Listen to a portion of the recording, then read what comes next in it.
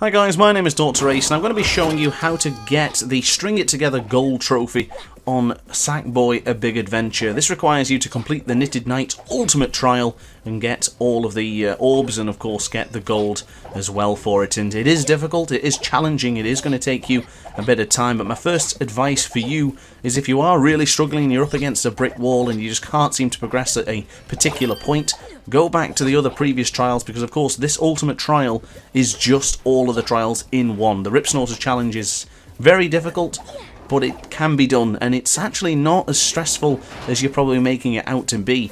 When I first started this, I was rushing so much, I was trying to get every single clock and time pickup there is possible, rolling everywhere to try and make sure I got enough time, but you'll be pleasantly surprised to know that when you get to the end of it, there is just so many clock pickups to actually collect that honestly you won't have to worry about your time. As long as you got there relatively okay and didn't stand around too much, you should be absolutely fine. But the point being is that you should still keep on moving no matter what, but don't stress about trying to make even the most smallest of jumps. I still do a few mistakes on this run, so it is possible to do it. I'm not trying to get a world record or anything like that, but this is a difficult challenge, so I'm going to give you a few pointers, and that one first being, turn the music down. I did find that that thumping beat, as good as it was, and it was a legendary beat for a soundtrack, it's just a little bit off-putting.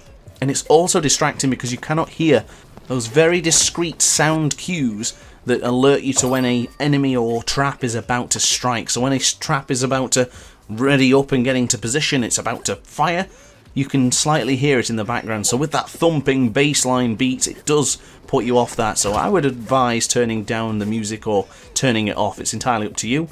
Second piece of advice, which I think I mentioned already, but don't stress about the time as much as you think you should.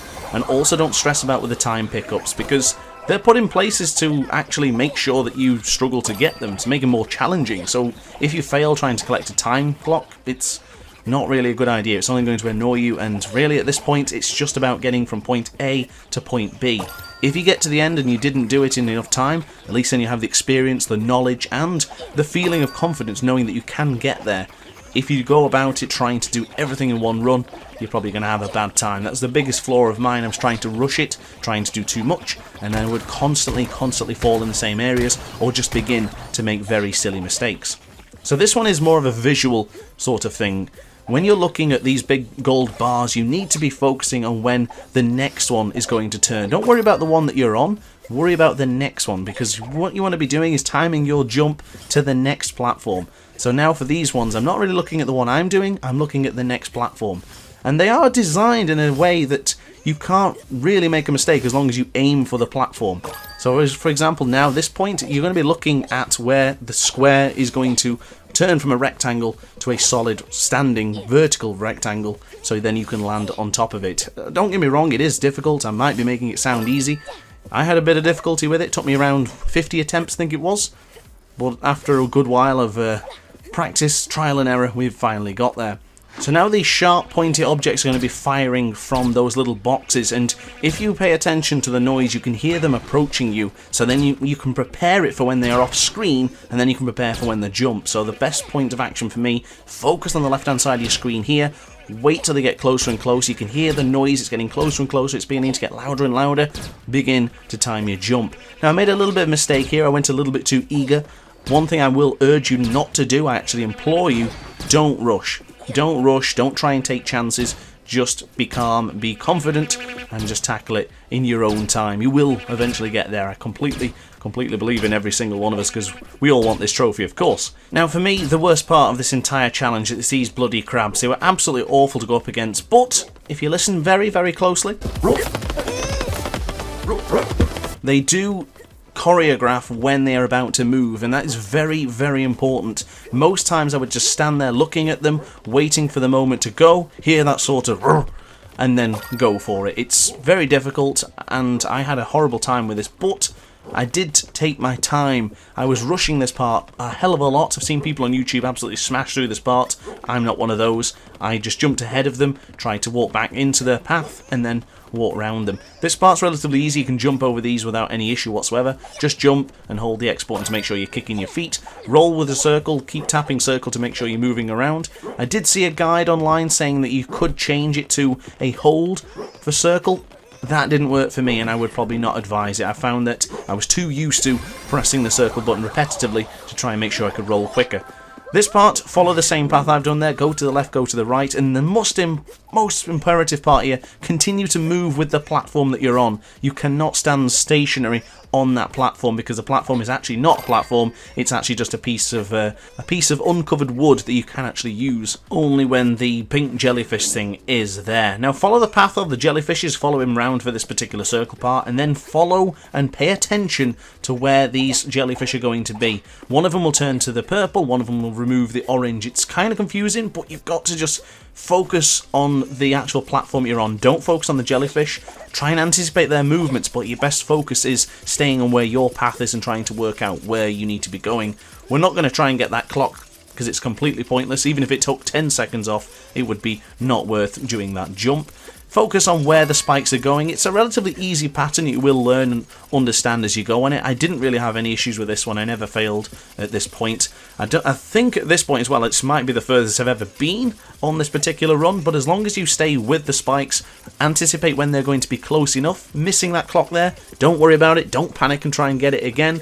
Just ignore it and move on. Be very careful with the spikes here, because they actually double up on both sides every now and again. So now onto the turrets that shoot the pink projectiles. It's not as difficult as you may think. There's just one or two parts that may catch you off guard. Definitely advise taking out one of the turrets there as you drop, just to make sure you don't have to then try and jump over them again. But they're a pretty simple jump. The projectiles don't go too quickly, so just make sure you're listening to the sound and focusing. Be very careful with these vertical ones that shoot as well. If you go too early, the chances are you will bump them. So I did that on my first run, I think, and I made the mistake of just jumping too early and making a catastrophe. But now crossing over to the next part, we're going to be not trying to jump the gaps. We don't need to be jumping the gaps. Just follow the pathway round and then focus on the projectiles. Position yourself in every little bit of where you can be on the platform without touching those projectiles that get fired your way.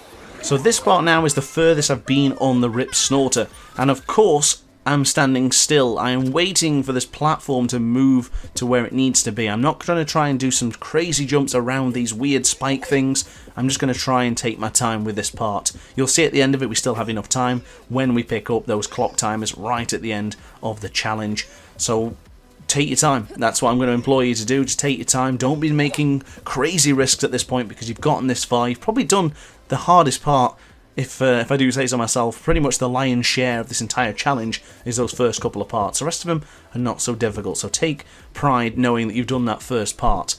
But of course, it is very important not to go back into your old ways of rushing and just thinking, oh, we're almost there now, let's go for it. Just stay patient, just stay calm, just stay on the platform, wait for it to rotate around where it needs to be, because when you actually do this particular challenge to get the gold on the earlier challenge, you can pretty much just dive through this one, but for now, we've got too much at stake to lose. So now going across these weird fish things, they're going to be going across these sides, going across horizontally from the screen. Just try and roll to get past them. Try not to get in their path if you can avoid it. I do make a very small mistake here, getting a little bit eager once again, trying to calm oneself down and get back into the bigger picture and think of the actual full reason what we're doing this for, and that is the full gold trophy, and that was just a little bit of a mistake on my part, but do not fear, we have another shot at it. Thankfully, Sackboy A Big Adventure gives us 2 hits rather than Little Big Planet's 1, but of course, relatively easy part. Be careful of the platforms, but don't pay attention to the platforms if I'm honest with you. Just keep moving forward and avoid the fish. So now coming up to the laser parts, which is not too bad. It does get a little bit more confusing, but again, take your time, learn the pattern pretty quickly if you can, and try and then jump around. I do make some pretty daring jumps here if I'm truly honest with you, but it's not necessarily to panic and try and make massive jumps. This is just me trying to hurry as a gamer and really not understanding how much time I actually have left. I actually thought at this point I need to kind of hurry up, but honestly no, you really don't need to hurry up. You're quite fine as you are. And I'm just going to wait a few moments now just to learn this particular part, jump at where I need to be jumping, and to try and work it out. But as you can see, I made just a ridiculous move there. Probably should have just calmed down a little bit, but it is easy to get a little bit flustered. Pay attention to the fire, pay attention to which path you need to be on. I made the mistake there and almost killed myself in the fire. Don't do that. Pay attention to the fire. This one's going to blow up. Wait for the next fire to explode, jump to the next part, and then jump back in. Wait for the fire to ignite for the left-hand side, go, wait for the fire to be doused, go straight back onto the platform that's clean, and then go back to the other one. You'll understand the pattern the more you do it. But I implore you to stay on this particular bounce pad. Just learn the next part before you make anything brash. Don't be running in, don't be going crazy. Do not go for that clock pickup, you don't need it. Just focus on the fire, understand when the next fire is going to be, understand your position and where you're going to be, and get that bloody orb, get into the flower thing that's going to fire you across down to the back, and you're pretty much good. As you can see at this point, I took my time, I didn't really do anything too crazy, a couple of mistakes here and there, and obviously got hit, but the time is more than sufficient now to get under 10 minutes. Now, one thing I'm going to tell you now, which I hope you've already done, but if you haven't, I'm going to tell you now, it's a really, really important tip. Don't use the gyroscopic controls for these little platforms you're about to see. Stand on it and use the right analog stick. If you don't know how to change it, it's in the settings. You can just go into assists and remove the gyroscopic controller and just use the right analog stick for maneuvering around on this platform. It makes a massive difference. I'm also going to tell you, don't be going for those 5-second pickups. Even if they're a minute, 2 minutes or 8 minutes, don't bother picking them up. Just get your little green ones for now that remove 2 seconds, get across the line and get this done, and then you'll have your gold trophy and all the orbs for this particular challenge. So that's pretty much it, guys. I really hope this video has helped you. If it has, let me know in the comments section down below. If you do have any more questions or you require a little bit more advice, let me know in the comments section down below as well. Of course, if you do really enjoy this sort of content, hit the like button and consider subscribing as well. I do have a main channel if you prefer racing and bike games, but if you're into more video games, stick around for this particular channel, and I'll have a lot more content covered for you very, very soon. But upon that note, guys, thanks for watching. I hope this video has helped, and I will see you in the next one. Ciao for now. Oh hi, didn't quite see you there. Good to see you're still here. If this video didn't quite sate your appetite, then why not watch some more DrAce content by clicking the video shown on screen now. Furthermore, if you would like to follow me on social media, you can do so now with the links down in the description. Consider subscribing so you don't miss a single DrAce video.